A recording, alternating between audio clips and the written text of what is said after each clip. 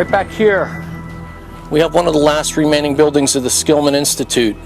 Skillman, also known as Princeton Developmental Center, is a weird New Jersey haunt.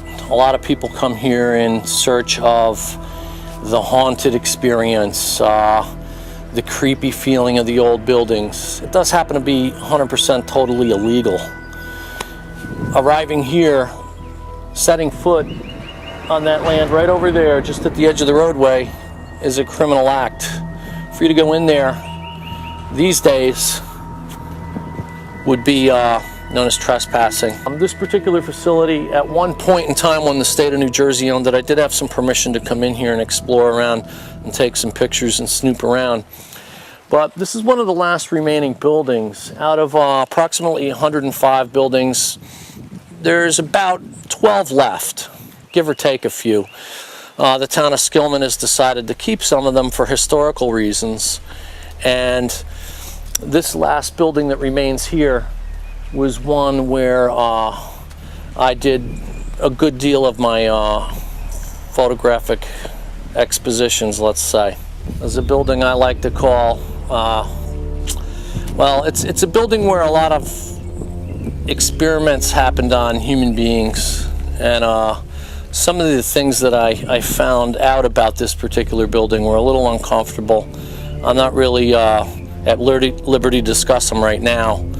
I will be working on completing my report on what I found about this historically and scientifically. It's well documented. It's something that is kind of a sad chapter in the history of psychiatric treatment and the way our government and society in general treated its people and basically in need of help.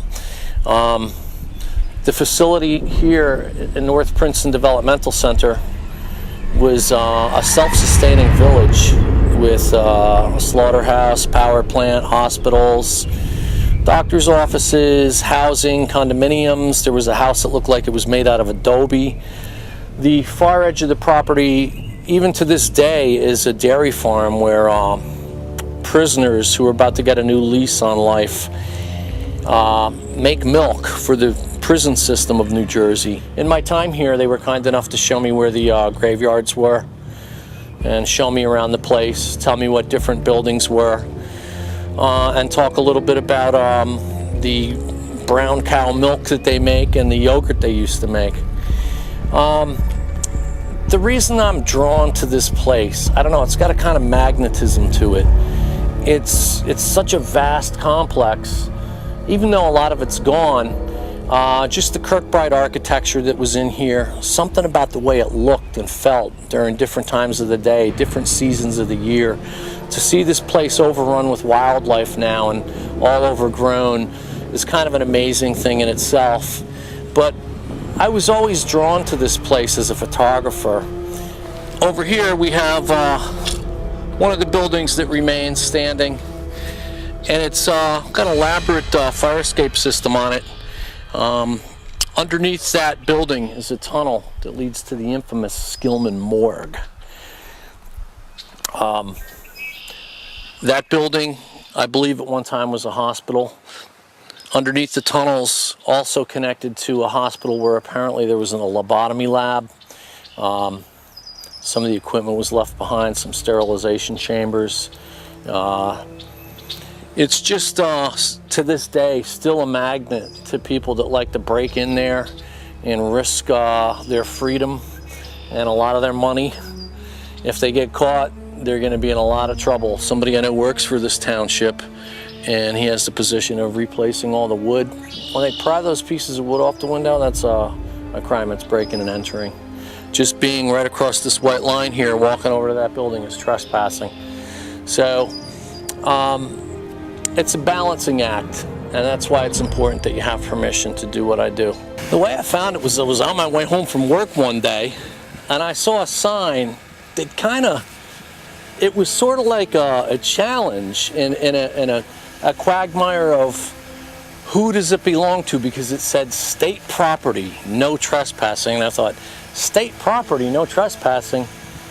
Wow, we paid for that place and we can't go in there? And I just thought it was kind of odd.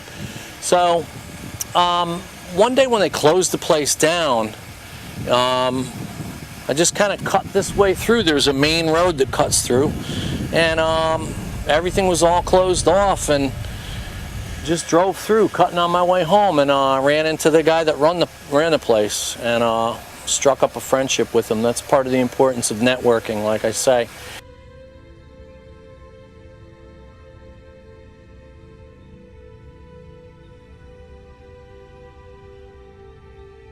A building back here is one of the buildings that it created its own little adventure one night when I was taking pictures of it. I'd seen a van driving around and lurking in the area, and I didn't think too much of it. A van load of these guys driving through here. Didn't pay it much any mind at all. And I was walking around that corner, and a guy's coming around that corner, and also the next thing I know, there was a gun in my face. And he goes, "What are you doing in here?" And I said, "What are you doing in here?" And he goes, "Aren't you afraid?" And I said, "Why?" And he goes, "Because I have a gun." And I say, "No, I'm not afraid." I go, "What are you doing in here?" And it was the SWAT team. They were doing some exercises, some night operations. So one of the amazing things you would find in here would be one day you could come in here and there's a whole team of SWAT people doing urban warfare exercises with stun grenades and shell casings everywhere. Yeah, I've met people that have worked here. I've met people that were outside contractors here. I have not met anybody who was a patient here. And if I did, I really wouldn't be able to talk about it because it's kind of an odd culmination of events. I mean, there's something called the HIPAA law. If they're telling me about something that happened related to their psychiatric care or something related to their care here, even though I'm not somebody that was involved in their care, in the spirit of keeping their privacy, I wouldn't discuss that, you know. But I can use anecdotal things that I found out through, you know, people that were like groundskeepers here, maybe.